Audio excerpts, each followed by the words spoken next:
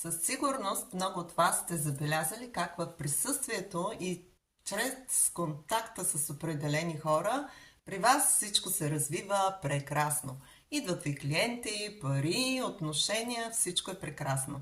А в контакт с определени други хора при вас започват щети. Чупи ви се колата, ремонти, течове и всякакви такива някакви дребни ежедневни злополуки. На какво се дължи това? Това се дължи на закона на привличането. Тоест, каквото има отвътре, това го има и отвън.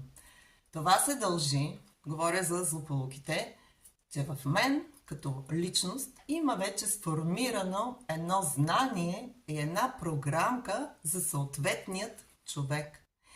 И понеже имам тази програма, на мен ще ми се показва и ще ми се доказва всеки път, че след контакта с този човек при мен започват злополуки, нещастия и всякакви други такива.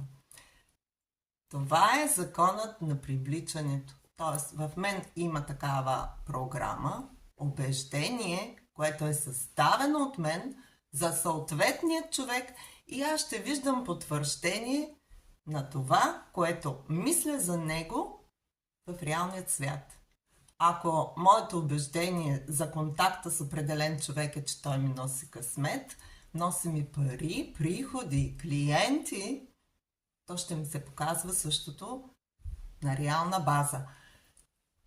Така че, това важи еднакво за абсолютно всичко.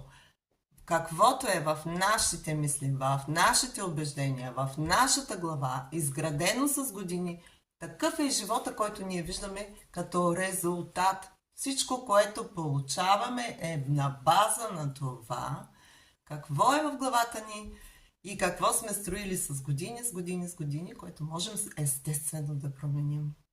Винаги в плюс, никога в минус. Аз съм Елвира Петрова, холистичен терапевт и констелатор. До скоро!